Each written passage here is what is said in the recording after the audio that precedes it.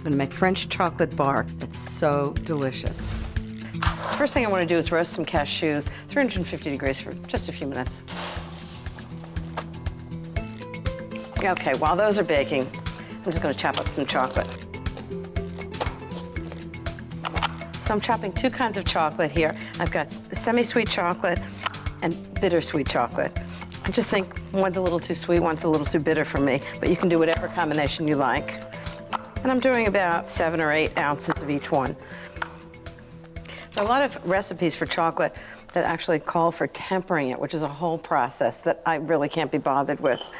So the tempering, what it does is stop the chocolate from turning gray the next day. So I figured out the easiest thing to do was make it the same day as the party. So I'm just going to stir this over simmering water. You don't want it too hot, just until it's melted. Okay, I'm going to go get the cashews out of the oven. They just smell so much better when they're roasted just a little bit. It really brings out the flavor. Looks like the chocolate's melted. Just take it off and let it start to cool. Okay, cranberries, which just go in as they are, and some apricots I'm going to chop up because they'd be too big. Good thing about this kind of a chocolate bark is you can do anything you want. You could even put trail mix in if you wanted to. Usually American bark like this has the nuts and raisins and fruit all mixed in. But in France, what they do is they do a sheet of chocolate and have all these things on top so you can see them. Looks so much prettier. Okay, so now I'm going to show you what I'm going to do. So I'm going to take half sheet pan lined with parchment paper. And I'm going to roughly measure a square, about 9 inches by 10 inches.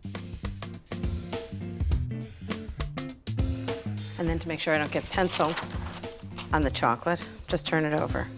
And you take the chocolate and just pour it in that square.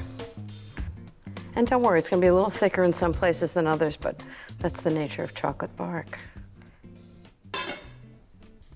Just spread it right into the corners. It's going to be a rough rectangle. Look how nice and shiny the chocolate is. And now I'm just going to put everything on top of the chocolate. So just a handful of cashews, and a handful of chopped apricots, and a handful of cranberries. And I'm just going to let this rest for 2 hours at room temperature, and we're going to have chocolate bark. So I've got the chocolate bark. I'm just going to cut it in small squares, because it's amazing. This really just hardened at room temperature. Okay. This looks fantastic.